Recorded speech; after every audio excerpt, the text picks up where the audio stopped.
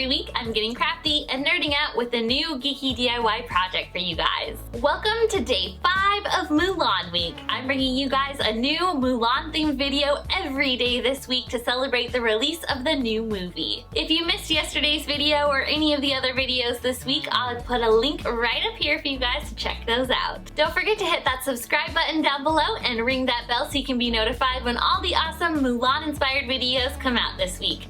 There'll be a new one tomorrow, so you'll want to be notified. Today, we'll be making a shadow box with a quote from the Emperor and some magnolia flowers. I'll be using my Cricut machine for this project, but if you don't have one, this can easily be made by hand using an X-Acto knife instead. So let's get down to business. To start off this project, you're going to need some gold vinyl. I used the Cricut brand, but you can use whatever brand you'd like. For this, you're going to be using your standard grip mat. Then all you want to do is take your gold vinyl and place it on your mat and make sure that it's lined up with the corners and fits along the lines that are on the mat. The quote that we're going to be using today is, "The flower that blooms in adversity is the most rare and beautiful of all." I thought this was a really great quote from the movie that the Emperor says. I made a template of this in the Cricut design space for you guys. I'll leave a link down below that you can click and get right to this template. Then you're going to click Make It and you're going to adjust where the design lands on your mat to make sure it fits within your vinyl. Once you have that situated, click Continue. Then you're going to select the vinyl setting and make sure you have the correct blade installed. Then you're going to load your mat by pressing the arrow buttons. And once that's loaded, all you have to do is click the Start button, which is the Cricut logo, and your machine will start on your design. Then you're just going to hit the arrow buttons again and unload your project. Once it's unloaded, you're just going to peel away the largest part of the vinyl so that we're just left with the words. Then you're going to go in with your weeding tool and you're going to get out the small pieces that didn't come off with a large piece of vinyl. You can usually find these between letters like O, B, A that have a middle part. Then you're going to take a piece of transfer paper and put it on top of your design. We only need the transfer paper to fit on the words, so this can be smaller than your original piece. Then you're going to use your scraper tool to push down and make sure the vinyl is stuck to the transfer paper. Flip your mat over and peel off the mat from the back of your vinyl.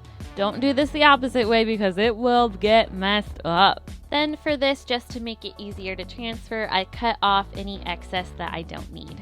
Then you're going to need a shadow box. I got a 9x9 box at Michael's in the discount section. It was a great deal. Then you're going to flip over your shadow box, take off the backing and any of the inside stuff that's in there.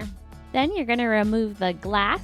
You're going to take your vinyl sheet and you're going to peel it apart from each other so that you just have the sticky side with your vinyl lettering. Then you're just going to place this onto your glass where you want it to be. And you're going to use your scraper tool to push down and make sure that the vinyl is stuck really nicely to the glass. Once you feel like it's really stuck on there, you're going to peel off the transfer paper. Then your vinyl should be transferred to your glass and it should look nice and beautiful.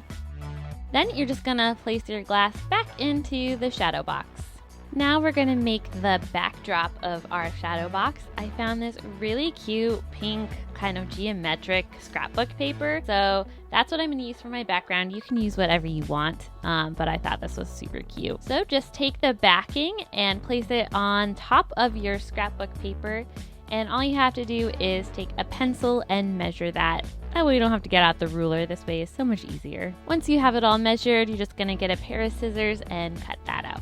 Now it's time for our flowers. I got 2 sets of fake flowers from Michael's. I got a darker pink and a lighter pink. I tried to get flowers that looked as close to the magnolias that are in the scene where Mulan and her dad are talking. So this was as close as I can get. They're not quite magnolias, but they'll do. They match the colors anyway. For these, all you have to do is just pop off the flowers. They come off super easy. And just pop them off one by one until you have a giant batch of flowers. Some of these had extra stems that the flowers needed to be popped off of as well. So you just do the same thing you did before and pop them off from that stem. Now it's time to start layering our flowers into our shadow box. So grab your shadow box, make sure that the middle insert is in there so that the backing has something to rest upon. Then I took each flower and I placed them face down into the shadow box. I arranged them by dark pink, light pink, light pink, and so on. You can arrange them however you want, but I liked this arrangement best. Once you have all of your flowers situated the way that you want, you're gonna take the scrapbook paper backing that you made and you're gonna place it so the design is facing down on top of the flowers. Then you're gonna take your backing and place that on and fold down the little tabs on the back so everything can stay in place.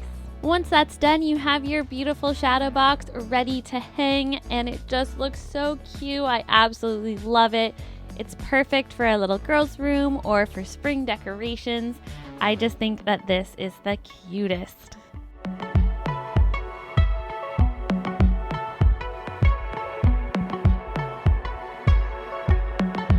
I hope you guys liked this project. It's such a cute decoration to help spruce up your home.